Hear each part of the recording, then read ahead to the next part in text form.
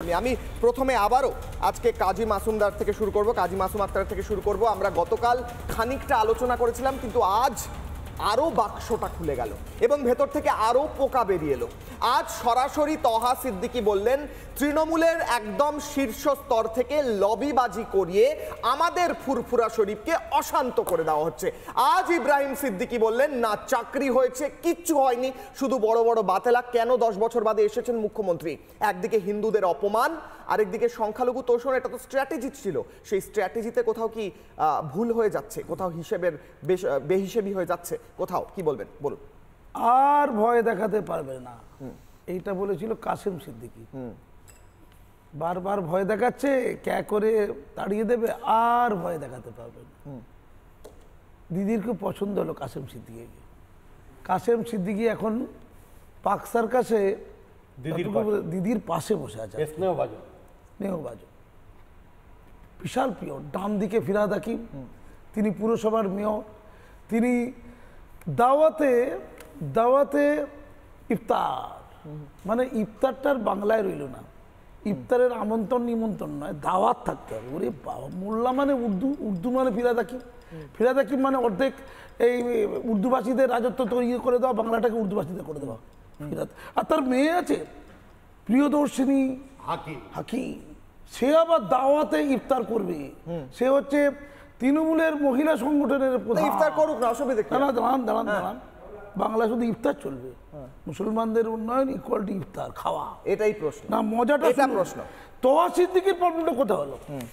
আমি কি সুন্দর দিন কাটাইতাম, ফুরফুরা বলিলে আমার নাম অগ্রাধিকার পাইতো, কোথায় সেসব দিনগুলো গেল? মনটা বড্ড খারাপ। কি যে গোপন কথা নওশাদ সিদ্দিকীর সাথে হলো, তারপরে টিআরপি পেল কাসেম সিদ্দিকী, যিনি নওশাদের সাথে করতেন। উনি গুরুত্ব পাচ্ছে না, উনি তো স্নেহাশিস উচ্চারণ করতে পারে, সেনহাশিস, ওনার সব উচ্চারণ ভুলাবে। তো স্নেহাশিসের বাবুর প্রতি ওনার খুব রাগ, কারণ যে টাকা পয়সাটা ডাইরেক্ট ওনার কাছে যেত, স্নেহাশিস বাবু নাকি ঠিক মতো করে দিচ্ছে না ওনাকে। এবং যে হসপিটালটা ওখানে তৈরি হয়েছে অনেক আগেই, সেই হসপিটালে টাকা পয়সা নাকি থ্রু ওই আমাদের তহা সিদ্দিকীর মাধ্যমে খরচা হয়েছে, এবং ওই কাসেম সিদ্দিকী ভিডিও করে দেখাচ্ছিল টাকাটা লুট হয়েছে, হসপিটাল কিচ্ছু হয়নি। সেই কাসেম সিদ্দিকী মাননীয়ার তো কাছের হয়ে গেল, হৃদয়ে গভীরতম ব্যথা। যা থুতু থেকে 3 মাস আগে মোনাফেক বলেছিল মুখ্যমন্ত্রী, যা থুতু থেকে সাপে কামড়ালে, বিশেষত সাপ কামড়ালে আল্লাহ পাক তাকে থুতুতে এমন শক্তি দিয়েছে যে ওই ক্ষতস্থানে দিলে ভালো হয়ে যায়। আল্লাহর সাথে তার ডাইরেক্ট সম্পর্ক। হঠাৎ করে দিদির সাথে কাসেমের সম্পর্ক হয়ে গেল। সেই কাসেমের একটা বক্তব্য শোনাই, বুকে বড় ব্যথা, একটা বক্তব্য শোনাই আমরা। আমি আসি কাসেম সিদ্দিকীর বক্তব্য কি বলেছিলেন কাসেম সিদ্দিকী, শুনবো। আসি আলোচনা কাসেম সিদ্দিকীর বক্তব্য। আমাদেরকে মুখ্যমন্ত্রী মুসলমানদের একটা ভয় দেখিয়ে রেখেছে যে আমাকে ভোট দাও নাহলে বিজেপি চলে আসবে, আমাকে ভোট দাও আজান বন্ধ করে দেবে, আমাকে ভোট দাও নামাজ বন্ধ হয়ে যাবে, আমাকে ভোট দাও তোমরা কুরবানি করতে পারবে না, আমাকে ভোট দাও তোমরা ঈদের দিনে নামাজ পড়তে পারবে না। তাহলে ইউপিতে যে যোগী আছে, বিজেপি আছে, মহারাষ্ট্রে বিজেপি আছে, আসামে ত্রিপুরায় বিজেপি আছে, ওখানে কি আজান বন্ধ হয়ে গেছে, ও নামাজ বন্ধ হয়ে গেছে, কুরবানি বন্ধ হয়ে গেছে, মাদ্রাসা বন্ধ হয়ে গেছে? কে বন্ধ করেছে? সবাই আরামসে আছে। আমি তো আসামে যাই, আমি তো ত্রিপুরায় যাই, আমি মেঘালয় যাই, ওখানে তো ডান্সে সব চলছে। আমি এই কাসেম সিদ্দিকীর বাইক নিয়ে আমি আসি। আমি একবার কাসেম সিদ্দিকীর বাইক নিয়ে আমি কাসেম আলীর কাছে যাই। কাসেম আলী, আমার বক্তব্য হচ্ছে কাসেম সিদ্দিকী বলেছিলেন, হ্যাঁ পুরনো বাইক, ওটাই বলছি, বলেছিলেন যে সেই কাসেম সিদ্দিকীর মমতার পাশে দেখা গেছে। কিন্তু ইব্রাহিম সিদ্দিকী কি বলছেন? আমি আসি, ইব্রাহিম সিদ্দিকী কি বলছেন? বলছেন তোলাবাজি হয় এই ফুরফুরা শরীফে। ইব্রাহিম সিদ্দিকী বলছেন, তহা সিদ্দিকী বলছেন তৃণমূলে একদম সর্বস্তর থেকে লবিবাজি করে আমাদের মধ্যে অশান্তি করানো হচ্ছে, এখানে উন্নয়ন হয়েছে বলা যায় না। বলুন। আমি তো প্রত্যেক দিনই বলছি, দেখুন বিস্কুটের ভাগ বাটোয়ারা কম হলে চিৎকার চেঁচামেচি করতেন, এখন দিদিমণির অত্যন্ত প্রিয় এবং স্নেহ আরে ভাজন ভাগ বাটোয়ারা তো আপনাদের শুনুন না, মধ্যেও দাঁড়ান না, আছে। বলতে দিন। আপনি রাধা বিজেপির বল্লভ, অত আপনি সমর্থন বলতে করেন দিন কিন্তু তো। বিজেপি হ্যাঁ, আপনি আচ্ছা, বলতে আপনার দিন। কাছে আসবো, রাধা বল্লভ দা। বলতে দিন তো। আমি আসবো, কেন হ্যাঁ। আপনি বলতে দিন, হচ্ছেন আপনি মুসলমান? বলতে দিন। হ্যাঁ। শুনুন, বলতে দিন। মুসলমান বিজেপি মুসলমানদের সম্মান দেয় না। আপনি কেন ওখানে আছেন আমি বুঝতে পারছি না। আপনার থেকে আপনাকে শিখবো আজ না। মুখপাত্র আপনার থেকে শিখবো না। আপনাকে তো ছুঁড়ে ফেলে আমরা দিয়েছে, রাষ্ট্রবাদী চেতনা যেমনি চায়ের থেকে মশাকে ছুঁড়ে ফেলে এই দেয়, দেশ আমার এইভাবে মাটি। আপনাকে ছুঁড়ে এই ফেলে দেশ আচ্ছা, দেয়। ইনি বলছেন না, ইব্রাহিম সিদ্দিকী তোলাবাজির কথা বলেছেন, দিন শুনুন। আমাকে। ইব্রাহিম সিদ্দিকী তোলাবাজি, তারপর আমি কাসেমদার বক্তব্য নেব। ইব্রাহিম সিদ্দিকী বলেছেন, শুনুন এটা, তোলাবাজি হচ্ছে কিভাবে ফুরফুরায়, শুনুন। আজকে যাদের হাতে দেওয়া হচ্ছে তারাই তো সে কিন্তু ভাগযোগ করে নিজের নামে করে খেয়ে নিচ্ছে। সরকার দিচ্ছে ঠিকই, সে তো নিজেরা ভাগাভাগি করে নিজের নামে দিয়ে করে খেয়ে নিচ্ছে। পাবে কোথা?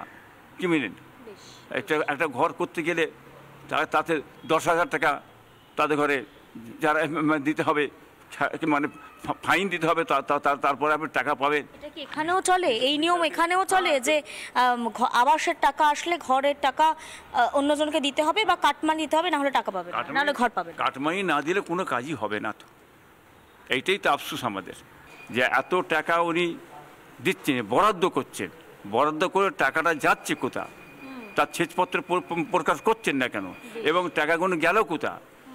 হ্যাঁ, কোন রাহবলদের হাতে পড়ে তসরুপ হলো? কি যদি এইখান থেকে তিনি তোলাবাজিদের হাতে টাকাগুলো পড়ে যায়, তাহলে তো দেশের কাজ কিছু হবে না। কাসেম সিদ্দিকী বলছেন, ইব্রাহিম সিদ্দিকী বলছেন, তোলাবাজি না দিলে, কাটমানি না দিলে এখানে কোনোভাবেই কাজ হয় না। আমরা সেই আলোচনায় ফিরছি এবং সেই আলোচনা আমি কন্টিনিউ করবো। এই মুহূর্তে অত্যন্ত গুরুত্বপূর্ণ একটা ব্রেকিং নিউজ এসছে। প্রথমে নেব ব্রেকিং নিউজ। এই মুহূর্তের অত্যন্ত গুরুত্বপূর্ণ ব্রেকিং নিউজ, ভোটারের সাথে আধারের সংযুক্তিকরণ। নির্বাচন কমিশনের যুগান্তকারী সিদ্ধান্ত। নির্বাচন কমিশন ও স্বরাষ্ট্র মন্ত্রকের বৈঠকে সিদ্ধান্ত হয়ে গেছে, ভোট জিহাদের দিন কি এবার শেষ হতে চলেছে, কারণ এবার আধার এবং ভোটার কার্ড লিঙ্ক হতে চলেছে। আমি সরাসরি যাব ময়ূক রঞ্জন ঘোষ, আমাদের সিনিয়র এডিটর রয়েছেন নিউজ রুম থেকে। ময়ূক, বড় সিদ্ধান্ত, এর ফলে কি লাভ হতে চলেছে ভোটারদের, কি জানা যাচ্ছে এই মুহূর্তে? ময়ূক। দেখো কিশলয়, এই মুহূর্তে আমরা যে খবর পাচ্ছি, এটা আমরা ভারতে প্রথম ব্রেক করছে, রিপাবলিক নেটওয়ার্কের প্রথম ব্রেক, যেখানে নির্দিষ্টভাবে আমরা এই খবর দিচ্ছি। আধার কার্ডের সাথে আগে প্যান কার্ড সংযুক্তিকরণ বা লিঙ্ক করা বাধ্যতামূলক ছিল। এখন আধার কার্ডের সাথে ভোটার আইডি কার্ডের সংযুক্তিকরণ এই মুহূর্তে একজন ভোটারের ক্ষেত্রে বাধ্যতামূলক করার যে পরিকল্পনা, সেই পরিকল্পনা নেওয়া হচ্ছে। যে যৌথ বৈঠক ছিল, যে বৈঠকের কথা বলা হয়েছিল, এপিক কার্ড এবং আধার কার্ডের সংযুক্তিকরণের যে বৈঠক আজকে জাতীয় নির্বাচন কমিশনে ছিল, সেই কমিশনের বৈঠকে আজ এই যুগ্ম সিদ্ধান্ত নেওয়া হয়। এটা যুগান্তকারী এক্ষেত্রে দাঁড়িয়ে, কারণ বিরোধী দলগুলো কিভাবে রিয়াক্ট করে, আদপে তাদের কোনো বিরোধিতা থাকে কিনা না, এই যে একটা আধার কার্ড, সেই আধার কার্ডের চোখের আইরিস দেখে ব্যক্তিটিকে, সে ভারতের ভোটার কিনা, প্যান কার্ড নম্বর কত, সমস্ত ডেটা পাওয়া যাচ্ছে, এটা একটি দিক। এবং অন্যদিকে এই ভুয়ো ভোটার বা ভোট জিহাদের যে কথাগুলো বারবার বলা হয়, ওপার বাংলা থেকে এপার বাংলায় এসে ভোট দিয়ে চলে যায়, মৃত মানুষের ভোট দেওয়া হয়, মৃত মানুষের আধার কার্ড ক্যান্সেল হয়, মৃত মানুষের চোখের আইরিস দেখে এবং বায়োমেট্রিক দেখে ভোটটা মৃত মানুষকেই এবার দিতে হবে, যেটা সম্ভব নয়। সুতরাং এই ছাপ্পা ভোট, ইল্লিগাল ভোট বা এই ভোটের নামে বজ্জাতি যেটা, সেইটা বোধহয় এবার বন্ধ হতে চলেছে। আমরা এটা ডেভেলপিং সিচুয়েশন কিশলয়, যে কারণে এই তোমার ডিবেটের মাঝখানে আমরা এটা ব্রেক করলাম, কিন্তু যত বারবার যে আপডেটসগুলো আসবে সেগুলো আমরা দিতে থাকবো তোমার। একদমই, অনেক ধন্যবাদ ময়ূক। ময়ূক রঞ্জন ঘোষ যেমনটা জানাচ্ছিলেন, ভোটারের সাথে আধারের সংযুক্তিকরণ অত্যন্ত বড় সিদ্ধান্ত। এবার অনুপ্রবেশকারী কিংবা ভুয়ো ভোটারদের দিন শেষ। এইবার অত্যন্ত গুরুত্বপূর্ণ সিদ্ধান্ত নিয়ে ফেলল নির্বাচন কমিশন। নানা ধরনের কন্টেন্ট দেখার জন্য লাইক করুন, শেয়ার করুন আমাদের ফেসবুক পেজ, সাবস্ক্রাইব করুন আমাদের ইউটিউব চ্যানেল। পাশাপাশি অন্যান্য ব্রেকিং নিউজের জন্য অবশ্যই চোখ রাখুন রিপাবলিক বাংলায়।